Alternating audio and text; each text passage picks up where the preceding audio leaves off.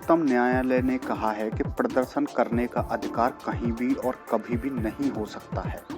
इसके साथ ही कोर्ट ने पिछले साल पारित अपने आदेश की समीक्षा की मांग वाली याचिका खारिज कर दी। बीते साल एक फैसले में उच्चतम न्यायालय ने कहा था कि शाहीन बाग में नागरिकता संशोधन कानून के खिलाफ प्रदर्शनों के दौरान सार्वजनिक रास्ते पर कब्जा जमाना स्वीकार नहीं किया जा सकता।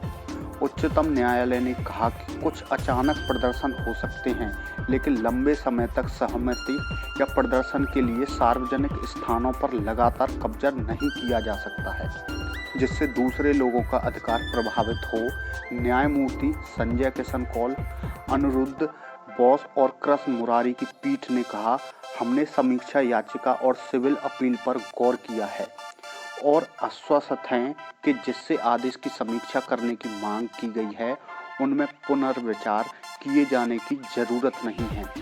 पीठ ने हाल में फैसला पारित करते हुए कहा कि पीठ ने पहले के न्यायिक फैसलों पर विचार किया और गौर किया कि प्रदर्शन करना असहमति व्यक्त करने का संवैधानिक अधिकार है, लेकिन उसमें कुछ कर्तव्य भी हैं।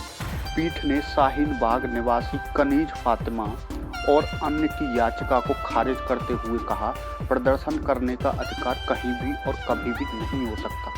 कुछ अचानक प्रदर्शन हो सकते हैं, लेकिन लंबी समय तक असहमति या प्रदर्शन के मामले में सार्वजनिक स्थानों पर लगातार कब्जा नहीं किया जा सकता, जिससे दूसरों का अधिकार प्रभावित हो।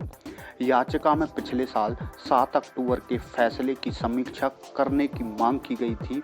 उच्चतम न्यायालय ने मामले की सुनवाई न्यायाधीश के चैम्बर में की और मामले की खुली अदालत में सुनवाई करने का आग्रह भी ठुकरा दिया।